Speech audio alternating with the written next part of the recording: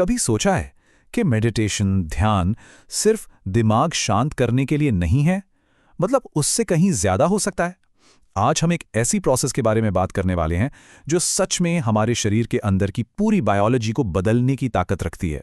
तो चलिए सीधा मुद्दे पर आते हैं और देखते हैं कि कैसे सिर्फ अपने मन को बदलकर हम अपनी पूरी रियलिटी, अपनी पूरी हकीकत को बदल सकते हैं।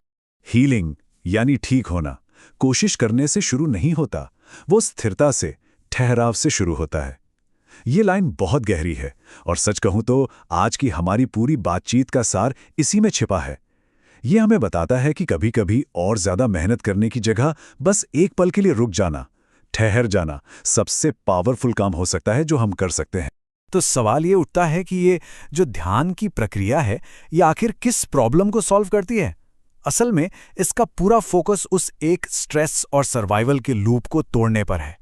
एक ऐसा चक्र जिसमें हम में से ज्यादातर लोग पता भी नहीं चलता और फंसे रहते हैं।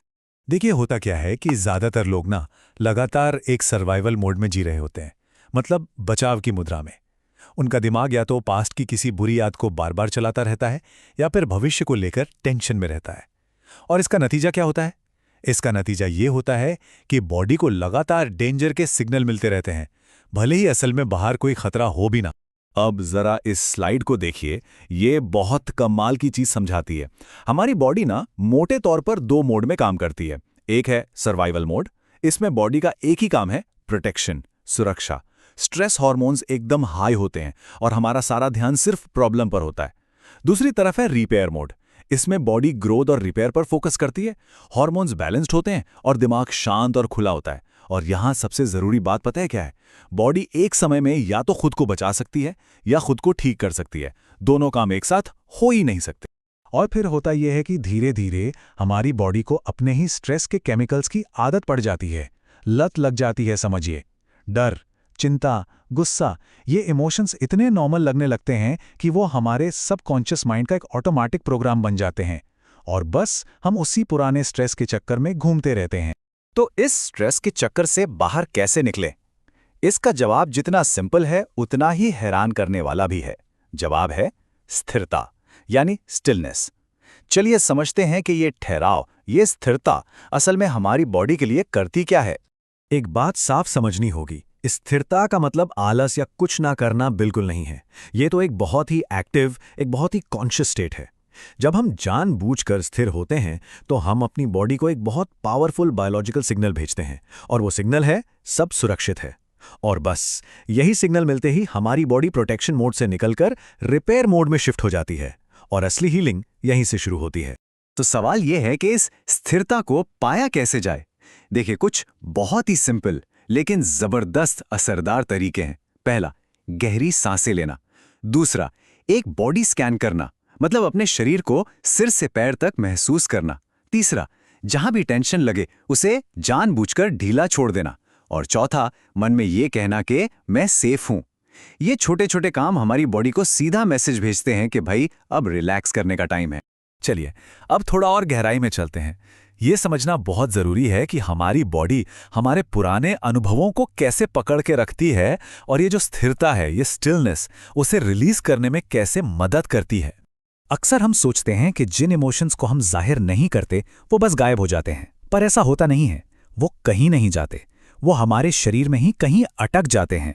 कंधों में तनाव बनकर, सीने में भारीपन बनकर या पेट में एक अजीब सी गांठ बनकर।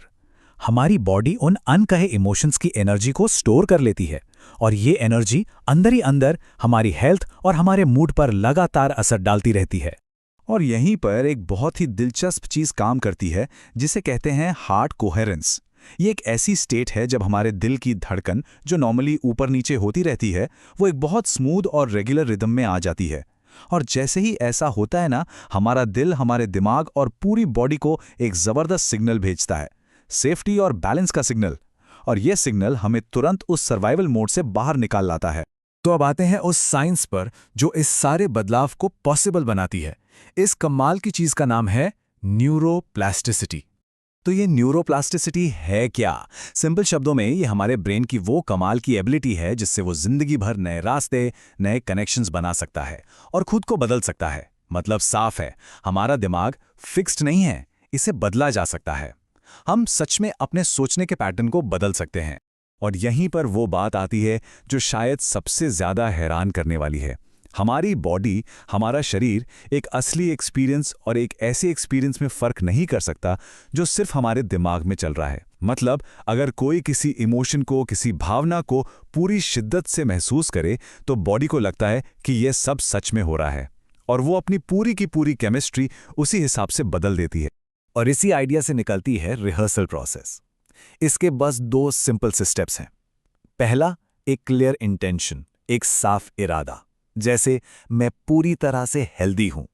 और दूसरा, और यह बहुत जरूरी है, उस इरादे से जुड़ी एक ऊंची भावना को महसूस करना, मतलब खुशी, आभार, आज़ादी, ऐसे महसूस करना जैसे वो चीज़ सच में हो चुकी है। तो अब तक हमने समझा कि ब्रेन को कैसे रिवायर करना है। अब एक कदम और आगे बढ़ते हैं और समझते हैं कि इस तरीके से एक नया भविष्य, एक नई रियलिटी कैसे बनाई जा सकती है। ये स्लाइड इस पूरी बात को बहुत अच्छे से समझाती है।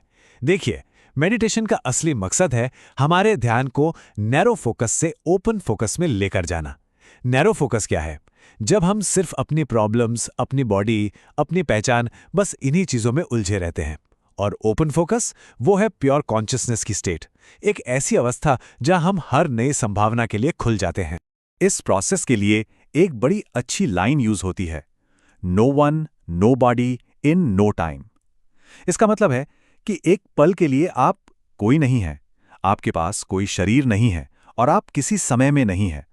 मतलब अपनी पुरानी पहचान, अपनी पुरानी कहानियों से पूरी तरह डिस्कनेक्ट हो जाना। क्योंकि जब कोई अपनी पुरानी मैं से ध्यान हटाता है, तभी तो नई मैं के लिए जगह बनती है ना? और इसके पीछे का आइडिया यह है कि हमारी जो अंदर की स्टेट है, हमारे इमोशंस, हमारे विचार, वो लगातार एक एनर्जी सिग्नल बाहर भेजते रहते हैं। और जब ये सिग्नल बदलता है, मतलब जब कोई स्ट्रेस की जगह ग्रैटिट्यूड यानी आभार महसूस करने लगता है, तो वो संभावनाओं के एक पूरे नए फील्ड से कनेक्ट हो जाता है। और जब अंदर का सिग्नल बदलता है, तो बाहर की दुनिया का रिस्पॉन्स भी बदलने लगता है।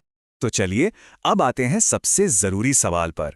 ये सारी बातें तो ठीक हैं, लेकिन इस प्रैक्टिस को अपनी रोज की जिंदगी का हिस्सा कैसे बनाएं ताकि ये जो बदलाव है ये परमानेंट हो सके। एक बात हमेशा याद रखनी होगी, ये जो ट्रांसफॉर्मेशन है ये कोई एक दिन का जादू नहीं है।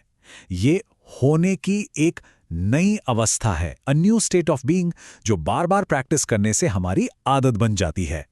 सबसे जरूरी चीज है कंसिस्टेंसी, लगातार करते रहना, तब तक जब तक कि वो नया, हेल्दी और शांत स्वरूप ही आपका नया नॉर्मल न बन जाए।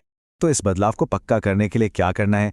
कुछ सिंपल सी बातें हैं। बार बार उस स्थिरता की स्टेट में वापस जाएं, खास तौर पर जब स्ट्रेस हो।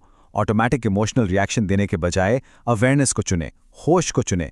वो जो शांति और बैलेंस की फीलिंग है, उसे अपने पूरे दिन में अपने साथ लेकर चलें और अपने आने वाले कल को तब तक महसूस करते रहें जब तक वो आपका आज ना बन जाए।